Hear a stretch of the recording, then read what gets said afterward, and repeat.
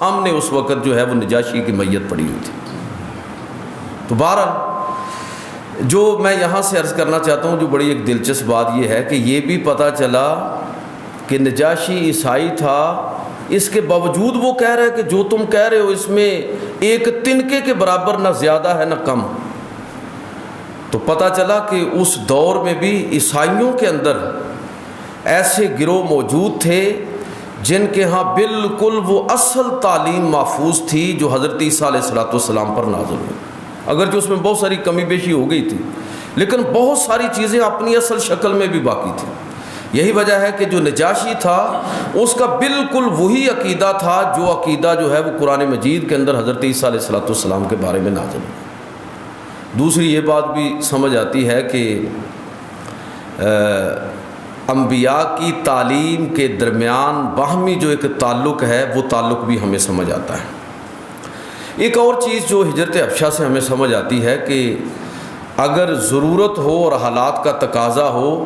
تو غیر مسلم کی مسلمان پناہ بھی لے سکتا ہے۔ اب دیکھیں ذرا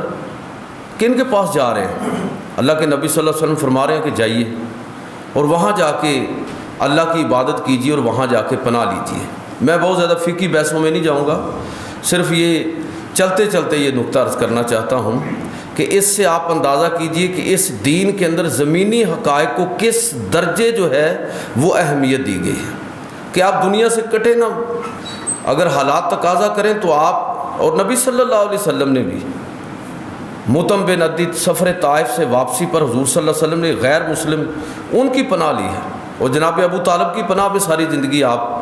10 نبوی تک رہے ہیں۔ تو یہ ساری مثالیں ہمیں جو ہے وہ سکھاتی ہیں کہ سماجی سطح پر آپ کس طرح اپنی زندگی کو آسان کر سکتے ہیں۔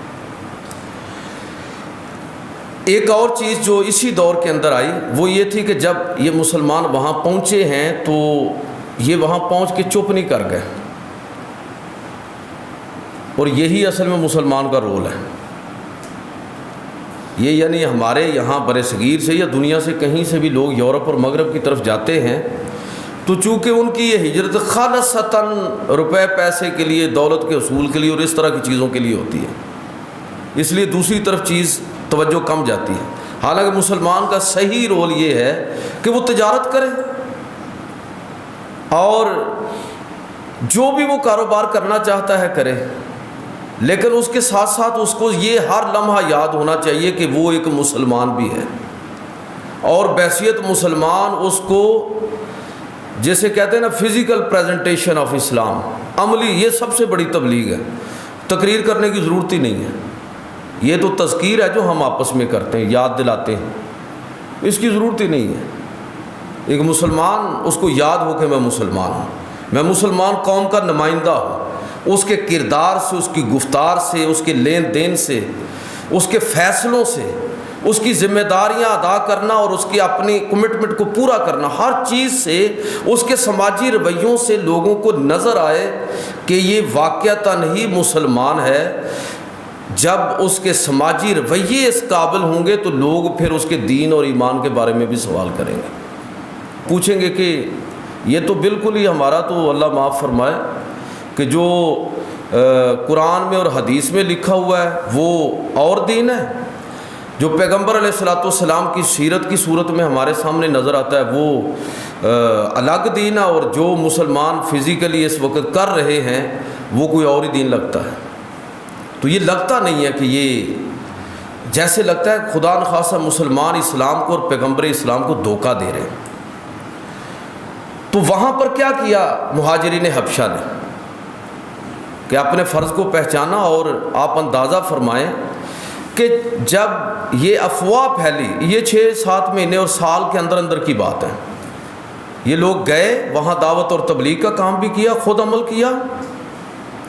تو جب یہاں افواہ پھیلی کہ اہل مکہ مسلمان ہو گئے ہیں تو کچھ لوگ واپس آ گئے، جن میں بہت سارے حضرت عثمان غنی بھی ان میں شامل تھے جو واپس آئے تھے، اور بھی کئی لوگ تھے، تو کئی لوگ واپس آ گئے۔ ان کے ساتھ آپ اندازہ کریں کہ جو حبشہ سے ایک وفد آیا کہ یہ جو مسلمان جس چیز کی دعوت دے رہے ہیں اس کی ذرا تحقیق بھی کر لی جائے،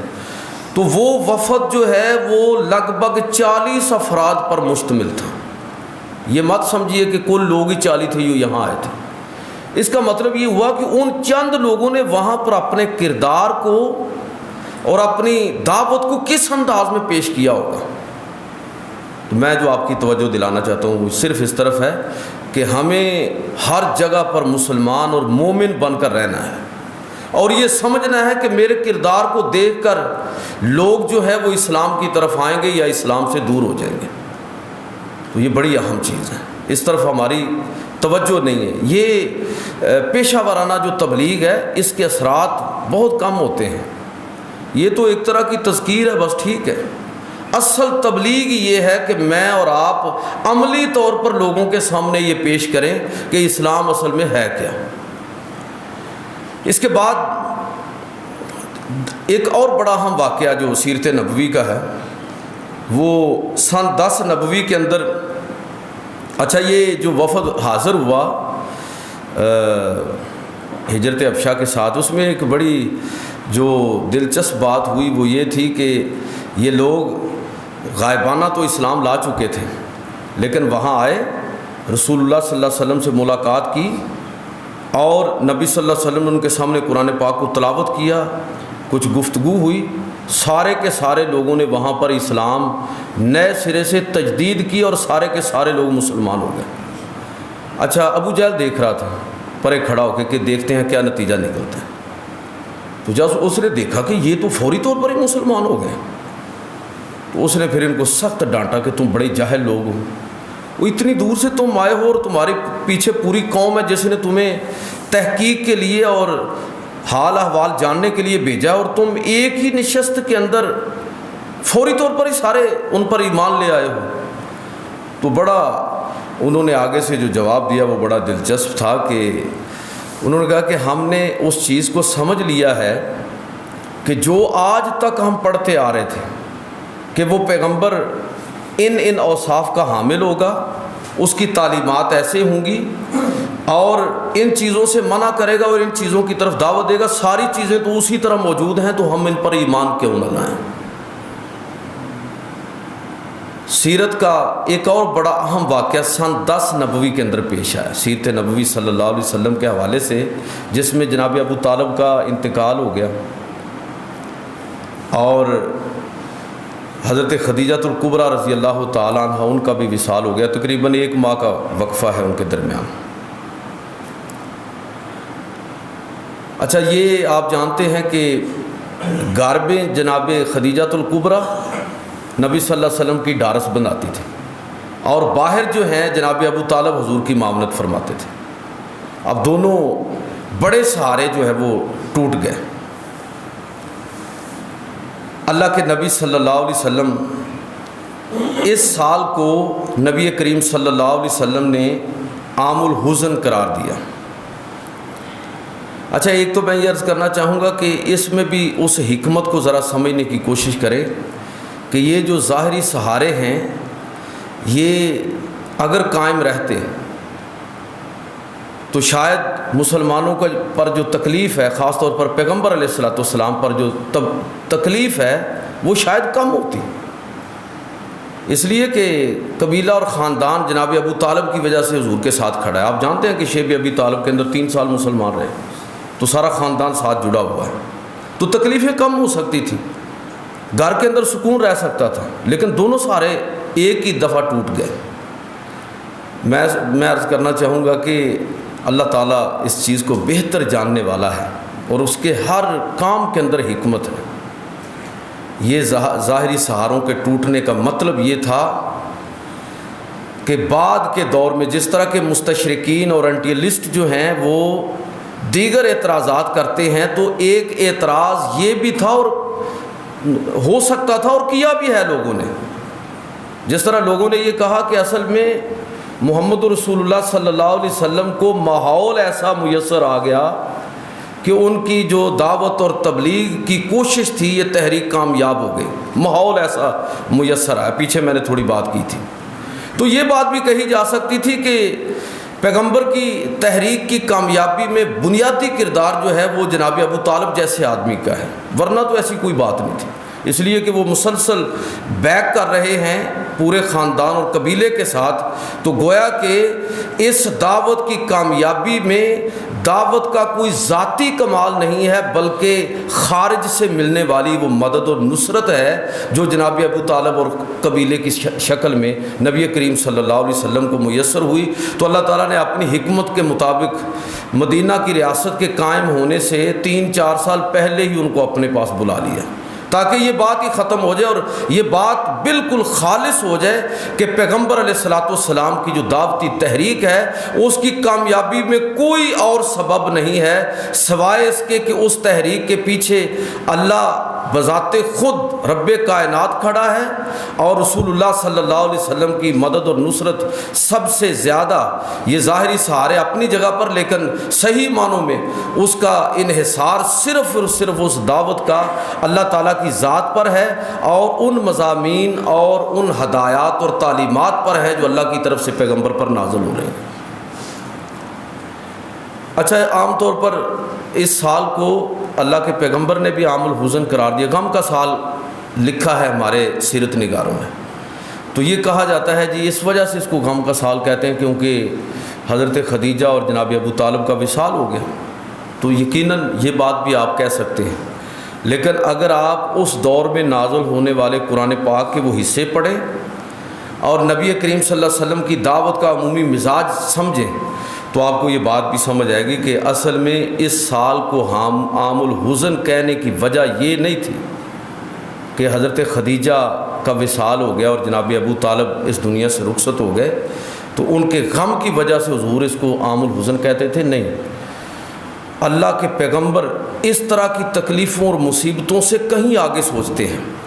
تو اس سال کو عام الحزن کہنے کی وجہ جو نظر آتی ہے قرآن مجید کو پڑھتے ہوئے سمجھ آتی ہے وہ یہ تھی کہ یہ سال وہ ہے کہ جس میں سب سے کم دعوت اور تبلیغ مؤثر ہوئی۔ یعنی پہلے یہ تھا کہ اللہ کے نبی کوشش کر رہے ہیں تو گھر سے بھی مدد مل رہی ہے زوجہ محترمہ کی طرف سے اور باہر سے جناب ابو طالب،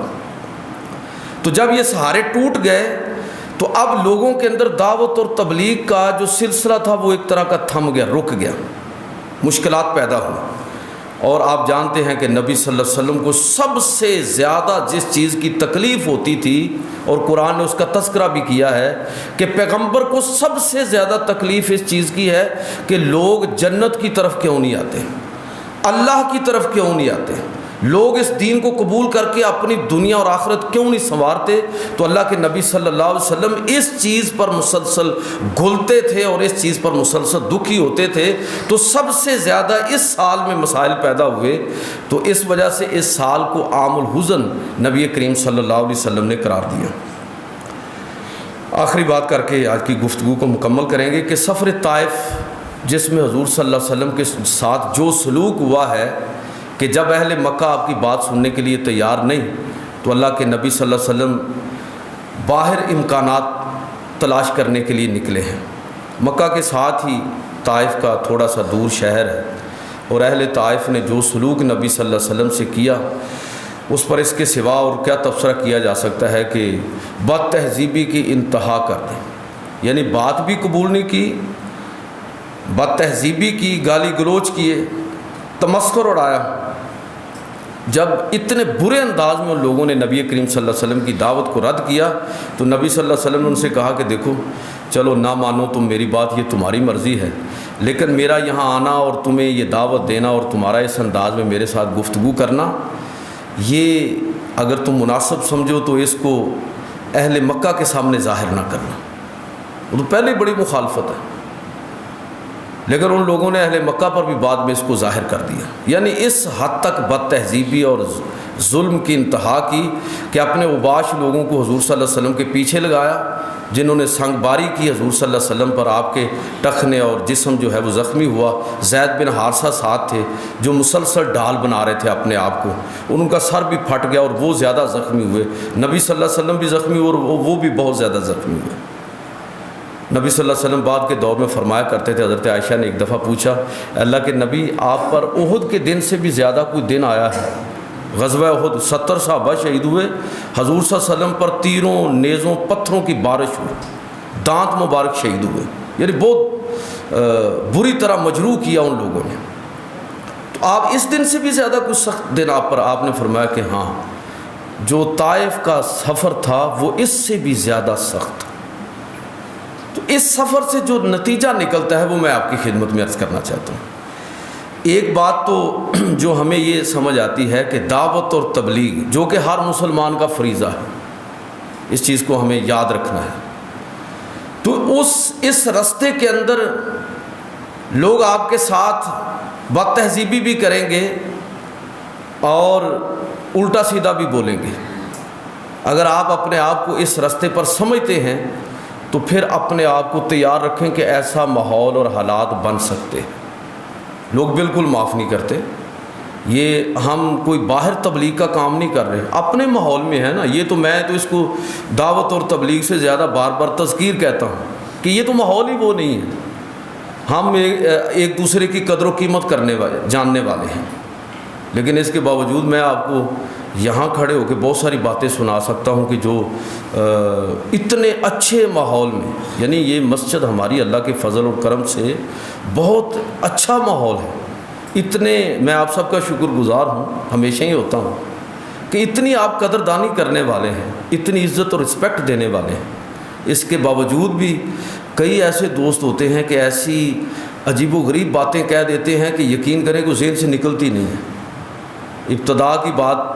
کہ میں نے وہ ایک آدمی کو کہہ دیا کہ آپ اپیل کر لیں، تو ایک ہمارے دوستوں میں سے ایک دوست جو ہے وہ اس نے بعد میں مجھ سے کہا کہ تساں اپنا حصہ بھی چوکی نہ رکھے۔ اچھا، اس دن مجھے سمجھ آیا کہ اصل میں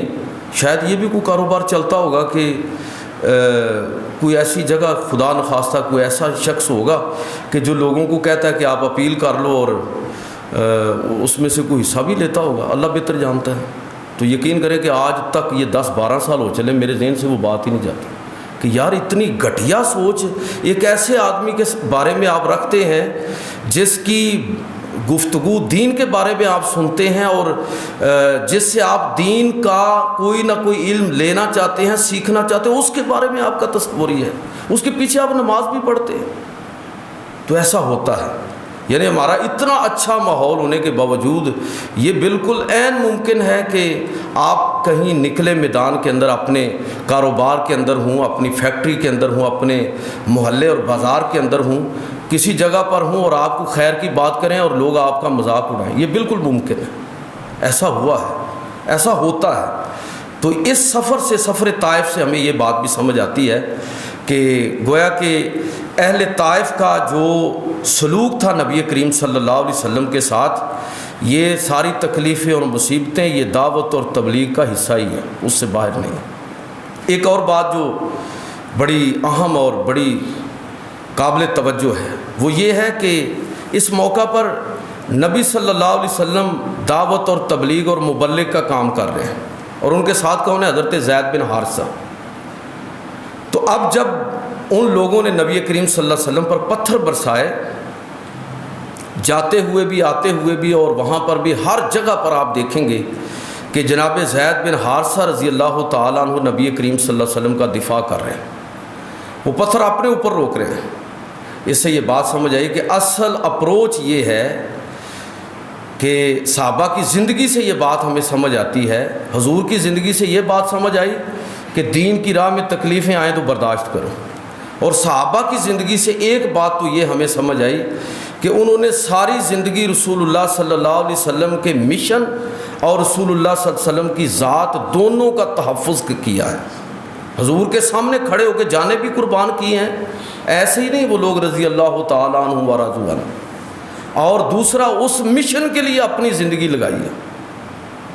اور ایک اور بات جو اس کو آج کے دور میں اگر امپلیمنٹ کریں تو وہ یہ ہے کہ آج بھی ہمیں چاہیے کہ جن لوگوں پر ہمارا اعتماد ہے، جن لوگوں کو واقعتاً ہی ہم سمجھتے ہیں کہ یہ ملت کے دین کے حوالے سے قائدین ہیں، بڑے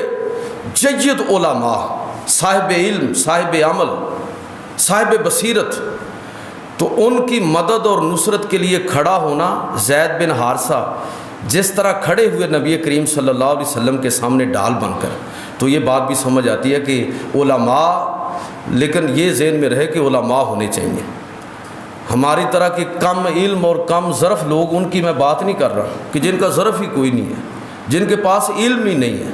لیکن جن لوگوں کے علم اور جن کے ظرف اور کردار پر ہم کو اعتماد ہو، ان کے بارے میں پھر ہمارا رویہ یہ ہونا چاہیے کہ میں اور آپ ان کے ساتھ کھڑے ہوں، ان کی تائید اور نصرت کریں کسی بھی انداز میں، کہ یہی دین کا تقاضا ہے اور یہی سیرت نبوی اور صحابہ کرام کی سیرت کا تقاضا یہ ہے. میں ایک چھوٹی سی مثال آپ کو دیتا ہوں. مولانا غلام رسول سعیدی کا آپ میں سے کئی لوگوں نے نام سنا ہوگا، میں نے بڑی دفعہ یہاں ذکر کیا. 16 جلدوں کے اندر انہوں نے ضخیم 16 جلدوں کے اندر صحیح بخاری کی شرح لکھی، 7 جلدوں کے اندر صحیح مسلم کی شرح لکھی، 14 جلدوں کے اندر تبیان القرآن کے نام پر قرآن مجید کی تفسیر لکھی، اور بے شمار مقالات اور سب کچھ. اچھا، اللہ پاک ان کو غریق رحمت فرمائے. میں سمجھتا ہوں کہ اس صدی کے اندر جن لوگوں نے بڑا علمی کام کیا ہے، ان میں ایک علامہ غلام رسول سعیدی ہے. بلکہ لوگ کہتے ہیں ڈاکٹر صاحب کہ علامہ ابن حجر کے بعد اگر کسی آدمی نے صحیح بخاری کی شرح لکھنے کا حق ادا کیا ہے تو علامہ غلام رسول سعیدی ہے. کمال کی شرح ہے. میں چونکہ میرے پاس ہے، میرے مطالعے میں ہے، ان کی تفسیر بھی اور ان کی حدیث کی شروح بھی اور دیگر، تو مجھے اندازہ ہے کہ کتنا وسیع علمی کام ہے. وہ علمی کام اس وجہ سے کر پائے کہ مفتی منیب الرحمان، انہوں نے ان کو دیکھا نا کہ حالات ٹھیک نہیں ہیں. انہوں نے کہا کہ حضرت آپ نے کوئی کام نہیں کرنا، آپ کی ساری ذمہ داریاں جو ہیں آج کے بعد مجھ پر ہوں گی. میں کیسے مینج کروں گا، یہ میرا کام. آپ صرف لکھیں، آپ صرف علمی کام کریں. اور نتیجہ اس کا یہ ہوا کہ انہوں نے جو علمی کام کیا ہے اس کی کوئی مثال گزشتہ 1 صدی میں ہمارے سامنے کوئی اس کی مثال نہیں ہے. میں کہنا یہ چاہ رہا ہوں کہ ہمارے ہاں ادھر بہت سارے لوگ ہیں. رضا ثاقب صاحب ہیں، یہ آپ کے گجرانوالہ میں، اور قاری خالد مجدی صاحب، یہ جامع مدینۃ العلم. اس طرح کے جو بڑے لوگ بڑے کام کر رہے ہیں، ان کی مدد اور نصرت کرنا اور ان کے ساتھ کھڑے ہونا اور ان کے لیے اپنے وسائل کو صرف کرنا، یہ میرے اور آپ لوگوں کے ذمے ہے کہ ہم ان کے ساتھ زبان کے ساتھ بھی کھڑے ہوں اور اپنے وسائل کے ساتھ بھی کھڑے ہوں. یہ گویا کہ یہ سفر طائف سے یہ بات ہمیں سمجھ آتی ہے کہ دین کے رستے میں ہم نے قربانی دینی ہے، اور اہل دین کا تحفظ کرنا اور ان کے ساتھ کھڑا ہونا، ان کی مدد اور نصرت کرنا، اصل میں ان کی مدد اور نصرت نہیں ہے بلکہ اللہ کی اور اللہ کے رسول کی مدد اور نصرت ہے. اور اللہ اور اللہ کے رسول ہماری مدد اور نصرت کے بالکل محتاج نہیں ہیں، لیکن وہ خود کہہ رہے ہیں، خود اللہ تعالیٰ فرما رہا ہے کہ کون ہے جو اللہ اور اللہ کے رسول کی مدد کرے گا. مطلب یہ ہے کہ یہ مدد کر کے اصل میں خود ہم اپنی مدد کر رہے ہیں اور اپنی آخرت کو سنوار رہے ہیں. اللہم صلی اللہ سیدنا مولانا محمد وعلی صحبہ وبارک وسلم. ربنا آتنا فی الدنیا حسنہ وفی الآخرۃ حسنہ وقنا عذاب النار وادخلنا الجنۃ مع الابرار یا عزیز یا غفار یا رب العالمین. اے اللہ دین کا فہم عطا فرما، عمل کی توفیق عطا فرما، راہ حق کو اختیار کرنے کی توفیق عطا. اے اللہ جو تیرے دین کی خدمت کر رہے ہیں، جو لوگ اس مشن کو اپنی زندگی بنا چکے ہیں، جنہوں نے پوری زندگی کو اس مشن کے لیے وقف کر دیا ہے، اے اللہ ہمیں بھی ان کے ساتھ کھڑے ہونے کی، ان کی مدد اور نصرت کرنے کی توفیق عطا فرما. فصلی اللہ تعالی علی رسولہ خیر خلقہ محمد وعلی اصحابہ اجمعین.